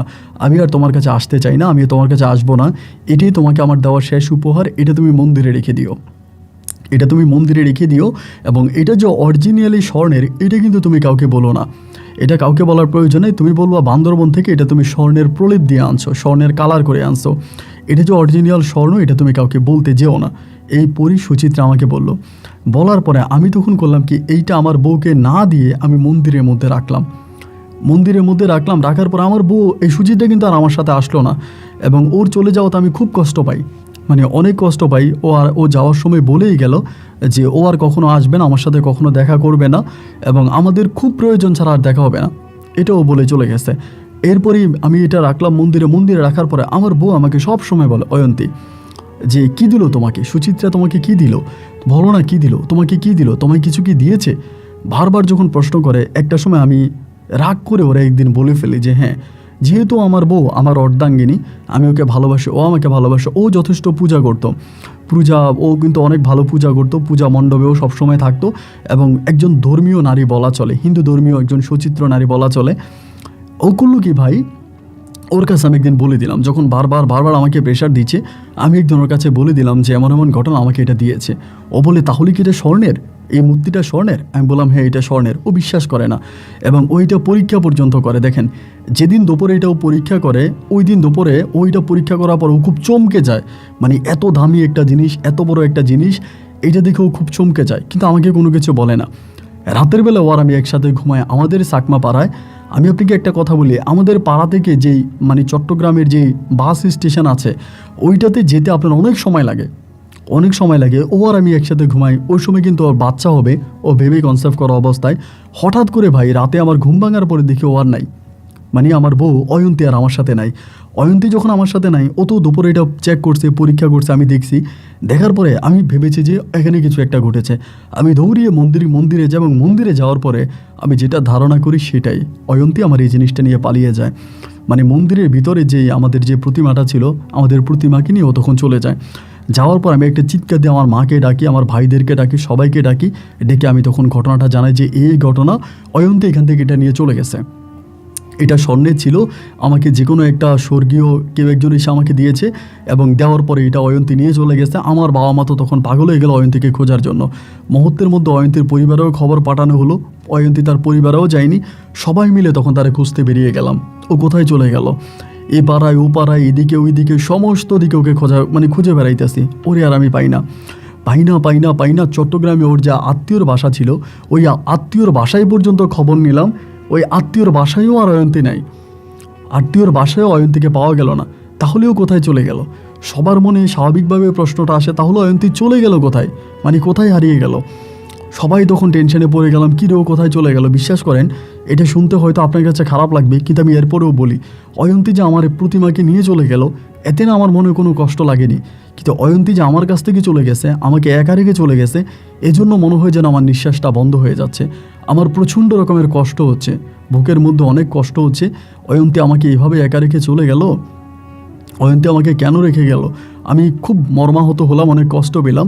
এরপরও আমি অয়ন্তীকে খুঁজে বেড়াচ্ছি, আমি অয়ন্তীকে খুঁজতেছি, অয়ন্তী কোথায়, কিন্তু নাই। দীর্ঘ প্রায় 6টা মাসের মতো কেটে যায়, আমি আর অয়ন্তীকে খুঁজে পেলাম না। এবং মুহূর্তের মধ্যে এই ঘটনাটা প্রায় সব দিকে জানাজানি হয়ে যায়। এই ঘটনাটা সবাই জেনে যায় যে অয়ন্তী আমার প্রতিমাকে নিয়ে পালিয়ে গেছে, আমাদের মন্দিরের প্রতিমাকে নিয়ে পালিয়েছে।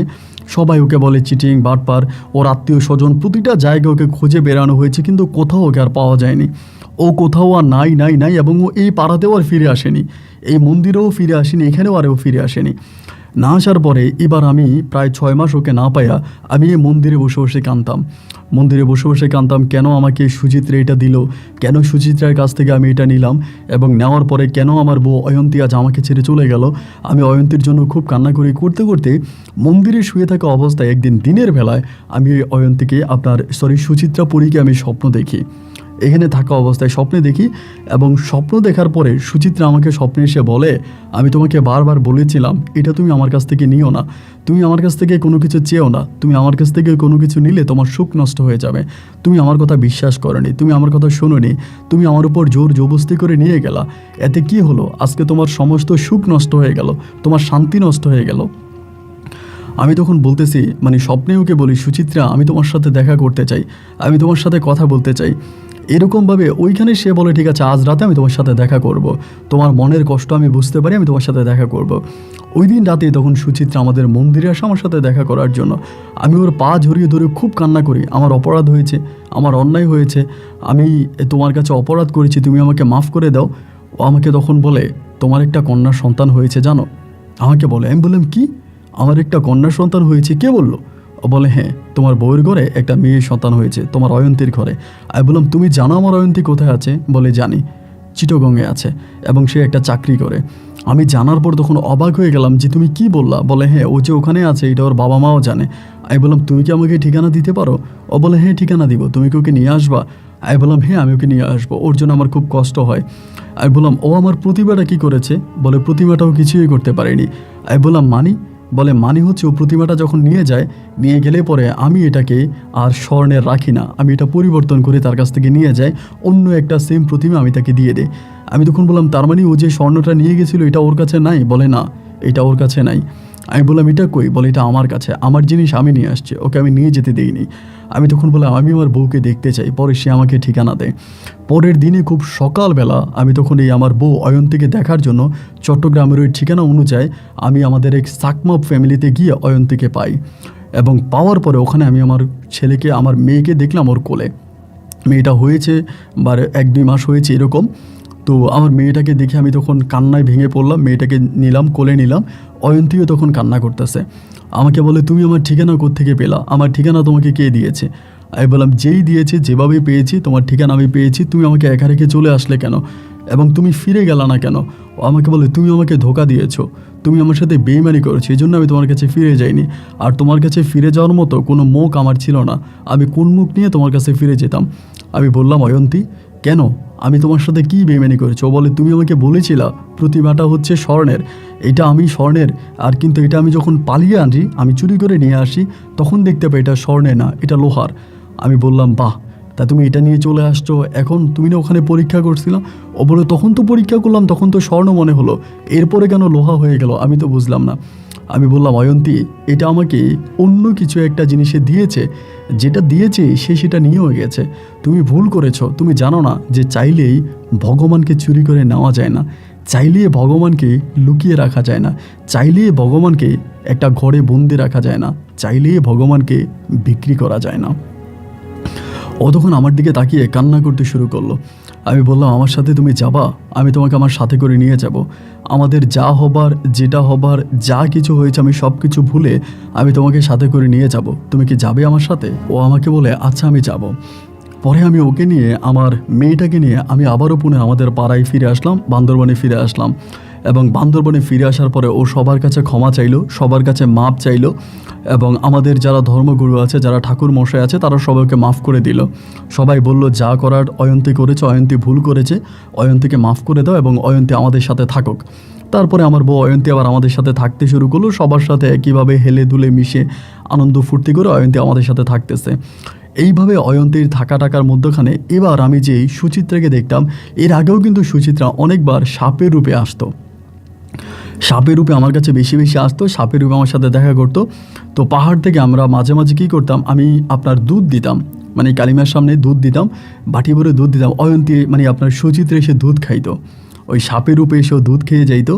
এবং ও আবার সাপের রূপটা অনেক পছন্দ করে, এর আগেও অনেকবারও সাপের রূপ নিয়েছে, সাপের রূপটা ওর পছন্দের রূপ, এই রূপে থাকতেও ভালোবাসে। মাঝে মাঝে আমি ওকে দেখতাম ও সাপের রূপে গাছের উপর বসে আছে, আমার সাথে গাছের উপর বসেও কথা বলতো, কিন্তু সাপের রূপেই থাকতো। এইভাবে সময়গুলো কাটতে কাটতে আমি, সুচিত্রা আসতো আমার কাছে, আমার সাথে যেত, আমার সাথে গল্প গুজব করতো, কথা বলতো। আবার আমার মেয়েটাকেও খুব পছন্দ করতো, আমার যে মেয়ে হয় আমার মেয়েটাকে অনেক পছন্দ করে। এইভাবে আমার মেয়ের বয়স তখন প্রায় 6 বৎসরের কাছাকাছি, আমার মেয়ে তখন অনেক বড়। এরই মাঝে সুচিত্রা প্রায় সময় সাপের রূপে আসতো, মন্দিরে আসতো, দুধ খেয়ে যেত, বা সুচিত্রাকে দেখলে সবাই আপনার পূজা করতো, বা সাপ দেখলে পূজা করতো, এমনভাবে আবার চলে যেত। এইভাবে দিন রাতগুলো কাটতে কাটতে একদিন দুপুরবেলা আমি শুয়ে আছি, দুপুরবেলা আমি শুয়েছি, ওই সময় আমার মা মারা যায়, আমার বাবা থাকে, মা অসুস্থ হয়ে মারা যায়, বাবা থাকে। ওই অবস্থার ভিতরে একদিন আমি হঠাৎ শুয়ে আছি মন্দিরের এরিয়াতে, এবং তুমি একটা চিৎকারের শব্দ শুনতে পাই, এবং চিৎকারের শব্দটা শুনলে আমি তখন দৌড়িয়ে ওখান থেকে আসি। আসার পরে দেখলাম আমার মা আর আমার বউ আর আমার বাবা কী জানি পিটাইতেছে, এবং আমি মুহূর্তের মধ্যে ওইখানে গেলাম, যাওয়ার পরে দেখলাম যে পিটাই মেরে ফেলছে। আমি তখন তাকায় দেখলাম যে একটা সাপ, ছোটো আকারের একটা সাপ। তা আমার মেয়েটা কিন্তু আবার সুচিত্রাকে দেখতো, সুচিত্রা যে ওর কাছে আসতো আমার মেয়েটা দেখতো, আমার মেয়েটা সুচিত্রাকে আন্টি বলে ডাকতো। তা আমার মেয়েটা বারবার বলতেছে এটা আন্টি, এটা আন্টি, এটা আন্টি, কিন্তু আমার বাপ আর আমার হচ্ছে মেরে ফেলে, আমার ওয়াইফ হচ্ছে মেরে ফেলে। তা মেরে ফেলার পর আমি মেয়েটাকে বলি কী হয়েছে আম্মু? বলে আন্টি খেলা করতেছিল, আমাদের ধর্মীয় ভাষায় বলে আন্টি আমার সাথে খেলা করতেছিল, দাদাভাই এসে আর মা এসে আন্টিকে মেরে ফেললো। আমি মুহূর্তের মধ্যে গেলাম, ইতিপূর্বে মানে মোটামুটি সাপটা মারা গেছে, এবং আমি গিয়ে ওরে ধরলাম। ধরার পরে আমি ওর দিকে তাকিয়ে, মানে সাপটার দিকে তাকিয়ে আমার আর বুঝতে বাকি ছিল না যে এটা সুচিত্রা। আমি তখন একটা চিৎকার দিলাম, এই জায়গাটার মধ্যে চিৎকার দিয়ে আমি কতটা মর্মাহত হই, কতটা আঘাত খাই যে আমি এখানের মধ্যে জ্ঞান হারিয়ে ফেলি, চিৎকার দিয়ে জ্ঞান হারিয়ে ফেলি। আমার যখন জ্ঞান ফিরে তখন আমি চিৎকার করতেছি, তখনও সাপ দাফন করা হয়নি, সাপকে রেখে দিয়েছে। পরে একটা সাপের উপরে ভর করে, মানে একটা সাপের উপরে, ও তো ওই জিনগুলো তো আসলে ওরকম যে কোনোটা কোনো মানুষের উপরে ভর করে আসে, এই বা কোনো প্রাণীর উপরে ভর করে আসে, এই সাপটার উপরে ভর করেছিল। ওরে তখন মেরে ফেলা হলো এবং ওদেরকে তখন দাফনও করে ফেলা হলো। দাফন বলতে ওকে পোড়াই দেওয়া হলো। আমার বাবাকে আমি বললাম যে পোড়াইয়া দাও। এবং এরপর থেকে আজ অবধি পর্যন্ত আমার সুচিত্রার সাথে আর কখনো দেখা হয়নি। সুচিত্রার সাথে আমার আর কখনো দেখা হয়নি। এবং আমি অনেকবার ওই পাহাড়ের চূড়ায় যে গুহা আছে, অনেকবার আমি একা ওই গুহার মধ্যে গিয়েছি এবং কোনোদিনও আমি ওই গুহার মধ্যে আর ঢুকতে পারিনি বলতে ঢুকেছি, কিন্তু এর ভিতরে আমি আর কোনো পথ খুঁজে পাইনি। একটুখানি ভিতরে ঢুকলেই তখন আর দেখা যায় যে কিছুই নাই, মানে পাহাড়ে একটা ছিদ্র বা হোল এতটুকুই দেখতে পাই, যে এটা মানে পাথর দিয়ে ঢাকা, মানে ভিতরে আর যাওয়া যায় না। তো এখন এটা দেখার জন্য অনেক পর্যটকরা যায়, অনেকে বান্দরবনে এটা দেখতে যায়, অনেক হিন্দু ধর্মের আমাদের ভাইয়েরা অনেকেই যায়, অনেকে এটাতে পূজা করে। এবং এই গল্পটা বা এই ঘটনাটা আমাদের এলাকার সবাই জানে। আজ আমার মেয়ে অনেক বড় হয়ে গেছে, আমার মেয়েকে আমি বিয়ে দিয়েছি, এখনও আমার মেয়ে আমাকে বলে, আন্টি আমার সাথে খেলা করতেছিলাম, আমি আন্টির হাত ধরে খেলা করতেছিলাম, কিন্তু বাবা আর মা এসে মেরে ফেললো। তা আমার মেয়ে দেখেছিল সুচিত্রাকে ওর সাথে খেলা করতেছে, কিন্তু আমার বউ আর আমার বাবা তারা দেখেছিল যে একটা সাপ এসে আমার মেয়ের সামনে দাঁড়ায় আছে। এটি দেখার পর আমার বাবা আর আমার মা, আমার ওয়াইফ ভয়ে সাপটাকে মেরে ফেলে, কিন্তু ওই সাপের রূপে আসলে মূলত সুচিত্রা ছিল। তো সুচিত্রার এই মৃত্যুতে আমি খুব মর্মাহত হই। এখনও সুচিত্রার মৃত্যু দিবস আমরা পালন করি এবং সুচিত্রাকে যেখানে আমরা দহ করেছি এবং সুচিত্রার ওই দহগুলো আমরা একটা জায়গায় রেখে এটাকে আমরা এখনও পূজা করি। তো আপনার গল্পগুলো আমি শুনি, আমার ভালো লাগে। পাহাড়ের চূড়ায় বসে মাঝে মাঝে আপনার বিশেষ করে ভৌতিক গল্পগুলো আমার খুব পছন্দ হয়। আপনি অনেক বাস্তবমুখী কথা বলেন, তো সেখান থেকে আমি আমার গল্পটা আপনাকে জানালাম। আপনি যদি মনে করেন আমার এই জায়গাটা দেখতে চান, তাহলে আপনি বান্দরবনে আসেন, আমি আপনাকে ফুল ঠিকানা দিলাম। আমাদের এই পাড়ায় মন্দিরটা দেখে যান, আপনার জন্য দাওয়াত রইল। ভালো থাকবেন, নমস্কার।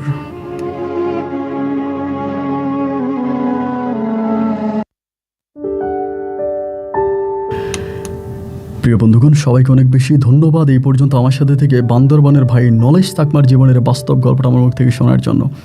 দেখেন কেমন গল্প রেকর্ড করেছি, আমার জাস্ট মনে হয় মাথার উপর দিয়ে গেছে। এইসব জিনিসগুলো আসলে বিশ্বাস করা অনেক কঠিন। আপনারা যারা গল্প শুনেছেন তারা অনেকেই বলবেন যে আপন ভাই আদৌ কি এটা সম্ভব। কিছুদিন আগে আমি আমার এই মুহূর্তে আপনার একটা গল্পের নিচে কমেন্ট পেয়েছি, একজন শিক্ষিত মানুষ, তিনি একজন ডাক্তার, সাবরিনা সুলতানা নাকি আফরিন সুলতানা এরকম একটা নাম ছিল ওনার। উনি কমেন্ট করেছে, লিখলো যে আপন ভাই 2025 সালে এসেও কি আমাদের এই কথাগুলো বিশ্বাস করতে হবে। তো ওনার এই কথাটা দেখে, মানে SMS-টা দেখে আমি জাস্ট আপনার কমেন্টটা দেখে আমি জাস্ট চিন্তা করতেছি, তাহলে কি 2025 সালে কোরআন থেকে আপনার জিনদেরকে উঠিয়ে দেওয়া হয়েছে? মানে 2025 সালে আসার পর থেকে কি পৃথিবীতে আর জিন নেই? তারা কি সবাই চলে গেছে? বা জিনের কোনো অস্তিত্ব কি 2025 সালের পর থেকে পাওয়া যায় না? হ্যাঁ, হয়তো আমরা যারা আছি আমরা কেউ হয়তো জিন বিশ্বাস করি না, কিন্তু কোরআন যদি আমরা রিসার্চ করি বা ধর্মীয় দিক থেকে আমরা জিনদেরকে বিশ্বাস করতে হবে, কারণ সূরা জিন নামের একটা সূরাই আল্লাহ তাআলা এই জিনের উপরে নাজিল করেছে। তো যাই হোক, জিন বিভিন্ন ধর্মের হয়ে থাকে। আমাদের মৃত্যুর পরে যেরকম আমাদের বিচার হবে, আমাদেরকে আবারও উত্তোলন করা হবে, আমাদের বিচার হবে, তেমনি জিন এবং মানুষ দুই জাতেরই বিচার হবে। তো জিন পৃথিবীতে আছে, এটা আমাদেরকে বিশ্বাস করতে হবে, কিন্তু জিনেরা যে অলৌকিক ঘটনাগুলো ঘটায়, এই জিনিসগুলো আসলে আমাদের জন্য বিশ্বাস করা কষ্টকর। বিশ্বাস করতে আমি আপনাকে বলি না, শুধু এটুকুই বলি যে এই গল্প থেকে আপনি কিছু আপনি এই গল্প থেকে কিছু শিখেন, যেটা শিখলে ভবিষ্যতে আপনার কাজে আসবে। প্রতিটা গল্পের মাঝ থেকেই আপনি কিছু না কিছু শিখতে পারবেন, আর ওই শিক্ষাটা যদি আপনার ভিতরে থাকে, আপনার জীবনটা, আপনার চলার পথটা আরও সহজ হবে। সহজে ধোকায় পড়বেন না, জীবনটাকে অনেক সুন্দর করে সাজাতে পারবেন। সবাই ভালো থাকবেন, সুস্থ থাকবেন, এই শুভকামনায় আজকের মতো এখানেই বিদায়। আপনাদের সাথে আমার দেখা হবে অন্যদিন অন্য কারো বাস্তব জীবনের গল্প নিয়ে। আল্লাহ হাফেজ এন্ড আসসালামু আলাইকুম।